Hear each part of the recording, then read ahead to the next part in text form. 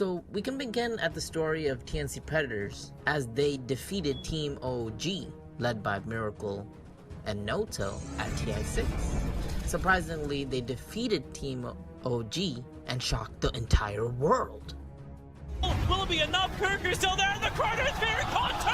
Kirker's right next to it. They're going to go down. Third buyback. They're going for the tip ball. Amber's out. Arabia's gone. Is it it?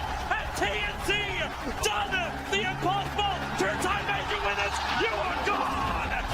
The Filipinos have eliminated OG. TNC have done it.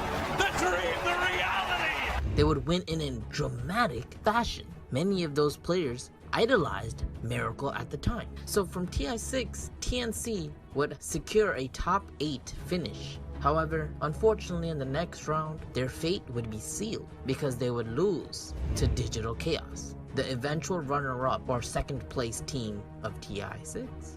The team was centered around Cuckoo for the next several years. They would have constant clashes with Southeast Asian squads from all over the region. Eventually, they would secure a spot at TI7 and TI8 through the qualifier by defeating every team in the Southeast Asian region to get in. However, this year, it was an exception. You see, ladies and gentlemen, a lot of people are not noticing the growth of TNC Predators, but it really is evident. They have imprinted their way slowly into the ranks of Dota legends. This Filipino squad, this team that is still centered around Cuckoo, well, this year, TNC did not have to claw their way into the international. In fact, they were already directly invited to TI9. And perhaps the whole world is realizing how good TNC really is and how good they could be. Particularly, the reason why they made it directly invited to TI is because of the DPC point system. This year, they performed well in many tournaments, and therefore they attained more DPC points and got a direct invite. Now, if you look a little bit closer into the games or the year of TNC, you can notice that this year's result doesn't tell the real story because they didn't always come on top. Sure, they took a few second placed finishes, especially falling to their rivals Fnatic and Meneski. However, despite that, they did outperform both Fnatic at Kuala Lumpur and Team Meneski for a more deeper 5 to 6 placed finish. However, just when things are rolling for the Filipinos, for the boys of the island, suddenly in comes a sudden downfall. So in the time after Kuala Lumpur and before Chongqing, Cuckoo said some racial slurs on a public game in which the whole world zoomed in on. Now, I don't want to sugarcoat it, so I'm going to tell you exactly what happened. It's very significant to what and how TNC became. Like, it really is significant to the future or the current state of TNC Predators. You see, Cuckoo called another player in a game a racial slur, which is directed towards people of Chinese descent. In a nutshell, this would just be a bad thing, but not taken so seriously. However, it actually occurred right as another professional Filipino used a racial slur in a professional game against a Chinese team. In fact, that professional player did it the day before. Now, because of that, there was huge backlash. People were angry. It was not just within the community, but it was outside the community. Now, the problem didn't just end there. You see, because of the huge uproar, TNC and their manager attempted a cover-up. The team's manager tried to hide or diffuse the situation, so he would later post something on Facebook trying to conceal Cuckoo's actual statements. However, the whole world witnessed it live. They were able to match Cuckoo's ID with the game, and because of that, an eventual ban would come. So a month later, Valve would step in and announce that because of the mistreatment by TNC's management, because they tried to cover up the situation instead of directly punishing Cuckoo at that time, Valve, again, decided to ban Cuckoo for Chongqing, a Chinese DPC involved major. So the rest of Team TNC would be free to play this major, but Cuckoo would not be allowed. Now, TNC would enter Chongqing without Cuckoo and get a stand-in, a replacement. And unfortunately, the team would play very, very poorly by getting defeated 0-2 in the hands of Team Liquid, and TNC would place 9th to 12th in this tournament. It was a really poor finish. So, ladies and gentlemen, this season wasn't just an uphill, it was a real battle. TNC had to really work hard to become where they are today. After losing at Chongqing, TNC would do poorly at Dream League Major, they would do poorly at Star Ladder Imba, and between the losses of Dream League and Star Ladder, eventually their current captain at that moment, Ninja Boogie, he would leave the team as well. They would even lose at qualifying matches against Fnatic at the Paris Major. And the sad part about this story is that during that moment, Ninja Boogie would join Team Mineski, which is, for those that don't know, a direct rival, a direct enemy of the Filipino squad of TNC. So joining Mineski, it was a stab in the heart for the Filipino boys. And eventually, Team TNC would lose against their former captain, Ninja Boogie, in future matches as well. So it really was not only devastating, but a humiliating time for TNC. It really was a very difficult situation. Now this was a terrible time for Team TNC. The Filipinos were going through absolute hell. They literally didn't know what to do. They were in a very bad place in Dota. Their DPC standings looked terrible. Even in the Southeast Asian rankings, they were not at the top. Now how did they really qualify? How could that have happened? This is the turning point of the story. This is the moment where belief and true desire to win would come again. For some reason, karma and the world works in mysterious ways. When people bring you down, when the world tries to bring you down, sometimes some people just react in a way that's unbelievable. And this is what happens to TNC Predators. TNC would eventually return to Chongqing for the WESG, a tournament with $1 million prize pool, and the first placed winner would take $500,000. Even without their captain, Cuckoo, TNC defeated every Chinese team in the tournament. At WESG, they would defeat King Gaming on their own home field in China to bring home the first place of $500,000.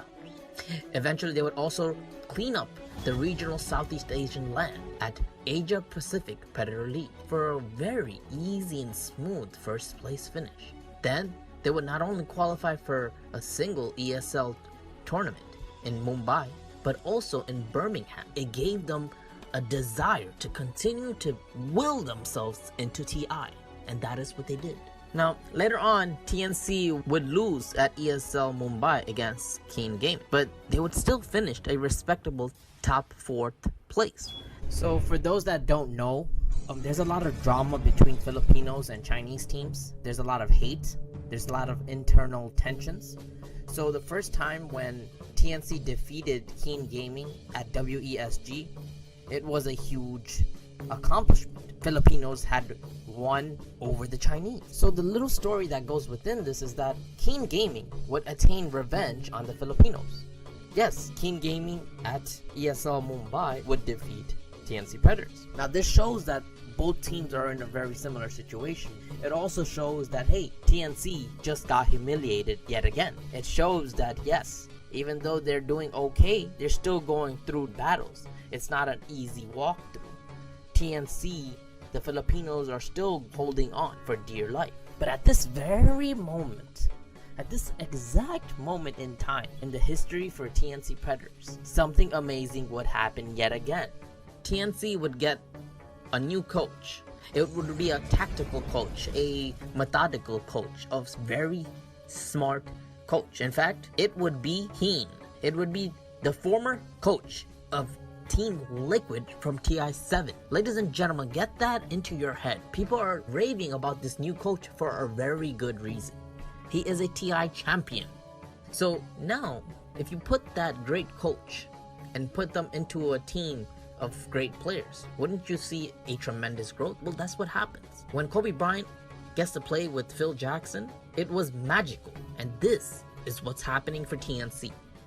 Following the attainment of Coach Heen for TNC Predators, the team has turned absolutely 180 degrees. Secret versus TNC, game number 1. Abby picks up the DUD. That double damage. Do so much to mid one here. They're just going to go around with a burrow strike. They do manage to get the Guardian Angel off an Aghanim Scepter. Assassination. Oh, it wasn't? No, he didn't think it was. He had BKB, he had battle trance as well. Now Gabby coming in still with that double damage rune, wiping out Yabsor. Gets to that back line. The double stop. Look at that. The blink double burrow strike. They're going to be able to catch both these heroes potentially. Maybe with the Ink Swell Puppy can get away. He does manage to get a soul bind on these 2 heroes. They're going to keep chasing. So they can't keep chasing right away, but they will be able to get the flank as soon as the soul bind is away. Cuts him down. 1900 damage, Chris, from Gabby. They would place reasonably well, 5th to 6th place at ESL Birmingham. So because of their performance at Kuala Lumpur, at Chongqing, TNC was in the bubble. They were in the rankings. They were right at the edge. But ladies and gentlemen, in the next tournament at 2019's Epicenter, the Russian tournament held at Moscow, this was the major tournament. This was the final major tournament for the DBC season.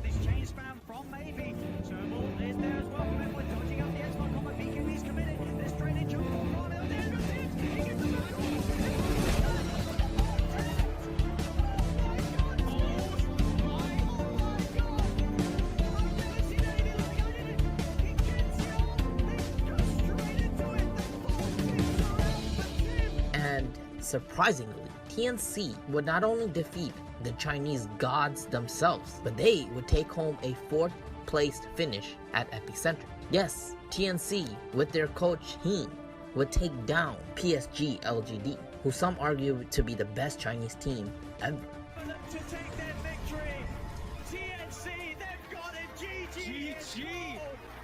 As TNC take game 2, 2-0. Who some argue to have FY God themselves and still come up short. And because of that, even though they didn't win the whole tournament, even though they didn't go to the top, they finished 4th. Because they finished 4th, they had attained so much DPC points that it was above and beyond any expectation. In fact, they would get a direct invite following this tournament to TI9. This was the first time, this birth of TNC Predators being directly invited to an international, one of the biggest tournaments in TI history. Now, if you want to think a little bit more deeply, look at how many other teams that TNC come above. Team OG, the former TI champions. Team Alliance, another former champion, they didn't make it. Team Gambit, who played very well, they didn't even. Team Forward Gaming, they didn't even get a direct invite. All of those teams that mentioned above, they have to enter the qualifiers. Now, despite all of the setbacks, despite all of the controversy, despite all of the issues that went along this season, this year, despite their history from TI6 to TI7 to TI8 to TI9, you can see that there's value in the growth of these Filipinos. These guys are just playing Dota, but they're playing with the whole country behind them. Their passion goes beyond our imagination, and that is why TNC Dota, Filipino Dota, is so exhilarating and amazing to watch. I hope you guys continue to look at TNC Dota as they will enter TI9. Perhaps they could shock the world and play freaking awesome. If you like this video, make sure you hit that subscribe button, the like button, and join me. Until next time, this is Crystal's Crime.